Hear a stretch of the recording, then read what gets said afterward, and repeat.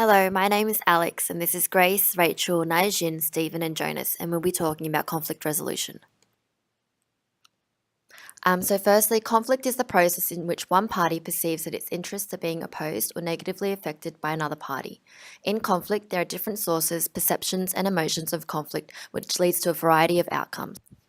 In terms of consequences, conflict consumes productive time, increases stress and job dissatisfaction, and undermines customer service. But conflict can also be beneficial. It is known to motivate active thinking, improve team cohesion, and sometimes make better decisions. The Conflict Resolution Model Australia moves away from previous theories, including the work of Morton Deutsch, who promoted compromise as opposed to mutually beneficial solutions. These previous theories utilize the tool of distributive bargaining, which involves both losses and gains to the individuals involved. In comparison, the CRMA uses the technique of integrative bargaining to achieve a broader solution that benefits both parties involved. Davidson and Wood have developed a model with 4 key stages aimed at promoting win-win solutions to conflict, with themes similarly seen in the 12 skills model. This model outlines the 12 skills of conflict resolution as follows. In keeping with the CRMA, both of these models highlight the importance of identifying skills crucial to conflict resolution and working on those skills in order to achieve a mutually beneficial outcome where both parties win. This focus is also present in the theory we have chosen to work on.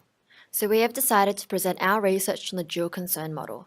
This model assumes that the party's preferred method of handling conflict is based on 2 underlying dimensions, assertiveness and empathy. The assertiveness dimension focuses on the degree to which one is concerned with satisfying one's own interests, whilst empathy's dimension focuses on the extent to which one is concerned with satisfying the interests of the other party. Combining the 2 dimensions of the dual concern model yields 5 basic styles of conflict resolution: accommodation, collaboration, avoidance, competition, and compromise. Accommodation is high concern for others and low concern for self. It involves focusing on building the relationship and the willingness to sacrifice their goals for the relationship. Satisfaction is gained when the other party's needs are attained.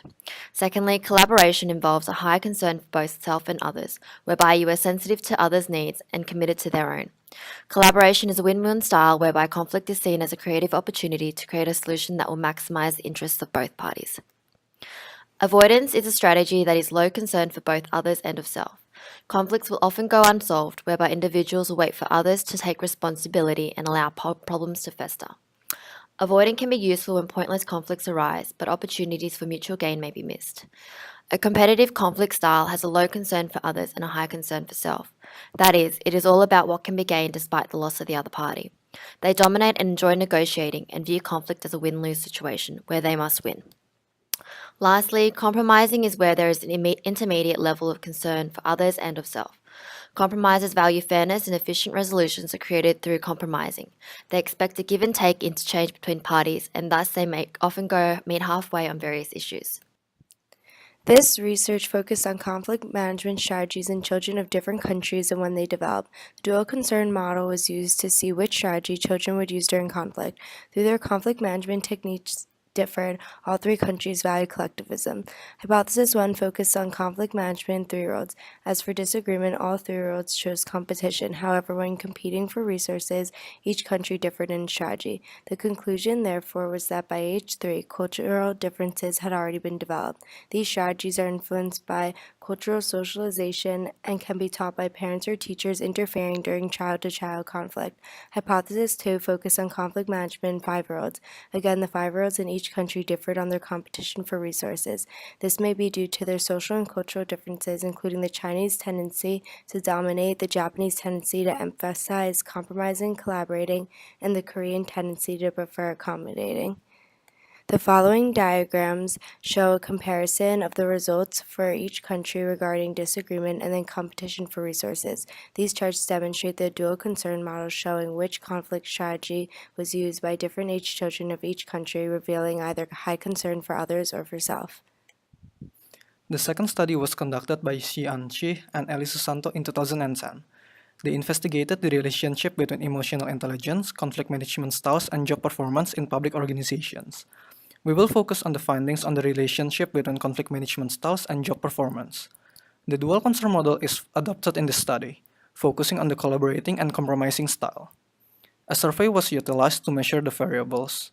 300 government officials from 2 local districts and 1 province in Indonesia were surveyed. Participants work together in the same room with direct contact. In the survey, 11 item scales from Rahim Organizational Conflict Inventory 2 were used to measure CMS, and 5 items from Pierce and Porter were used to measure job performance. For both cases, a 7-point Likert scale was used, with 1 representing strongly disagree and 7 representing strongly agree. The study found that the collaborating style is positively and significantly associated with job performance. Furthermore, the compromising style is found to be positively associated with job performance, but not significantly. There are 2 limitations to the study. Firstly, the study sample focused on Indonesian local government officials.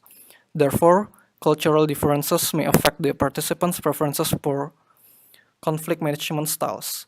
Secondly, the questionnaire survey was conducted using self-rating evaluation. This inevitably results in possible subjective and biased responses that may affect the reliability of the experiment. The first case study focuses on a workplace situation. The team leader was in charge of a group of sales representatives at Greenpeace. The team was required to sell products requiring strong collaboration and teamwork. However, the team was divided into 2 groups, the old representatives versus the new representatives. The old reps knew the workplace culture, giving them more power over the new reps, which created tension. As a result, the new reps began to minimize their participation and did not voice their opinions due to intimidation. The team leader decided to resolve the tension by first using the Thomas Kilmann instrument to identify the main problem. As seen in the diagram, the results show low collaboration and high competition, highlighting the disagreement and tension between the groups. This was also evident through their poor KPI, which was substantially below the required target. As a result, the team leader decided to hold a team event where all the members were able to bond and interact with each other in order to increase collaboration. Knowing that the new reps rarely voiced their opinions, the team leader decided that the new reps would organize and host the event. The new reps decided to go bowling, and despite some disagreements between the 2 groups, the members recognized the need for change and were willing to collaborate. At the event, everyone began to talk, resulting in both groups finding similarities and therefore commonalities. As a result, the team's cohesion improved, which inevitably led to an increased KPI. After the event, avoidance and competition reduced significantly, whilst compromising and collaborating increased.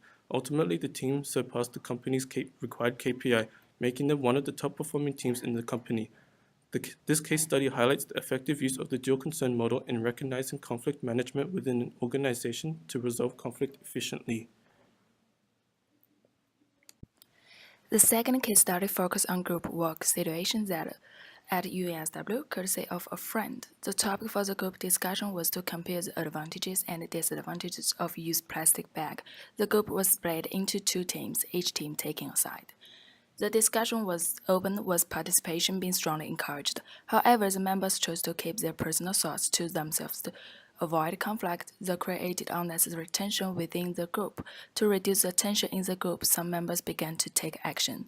Assertive attitudes were known to result in negative outcomes, whilst the soft language encouraged members to participate. Therefore, an amicable approach was explicitly chosen to continue the task, and through this approach, it was evident that avoidance was the root problem to groups' unnecessary tension. Compromising was a strategy that was used in order to increase the team effectiveness, and therefore allow each person to participate. As acceptance and understanding increased, this in turn led to a variety of ideas being raised. An explicit consensus benefits the group by improving teamwork and cohesion, which resulted in a mutually agreed conclusion for the discussion. Team members assist each other in clarifying problems and positively analyze each other's opinion. Using the dual concern model, the effect of conflict resolution is highlighted. More specifically, avoidance was reduced through an amicable approach, leading to compromising. Finally, collaboration was used to achieve the ultimate goal, showcasing the importance and the effectiveness of collaboration. In conclusion, we believe that the dual concern model is an effective technique for conflict management, as it involves using a specific battery for each individual in order to assess their own personal style. By using this technique, the individual's approach to conflict can be worked on to achieve the ultimate goal of collaboration and a win-win scenario, by raising both a concern for others and for their own self. Through the 2 empirical studies, we have shown that this technique has proven results, as well as demonstrated that it has real-world applications, as seen in both case studies. While this technique has limitations in the sense that this goal of collaboration cannot always be met, an outcome of compromise is still an amicable result. And these are our references. Thank you.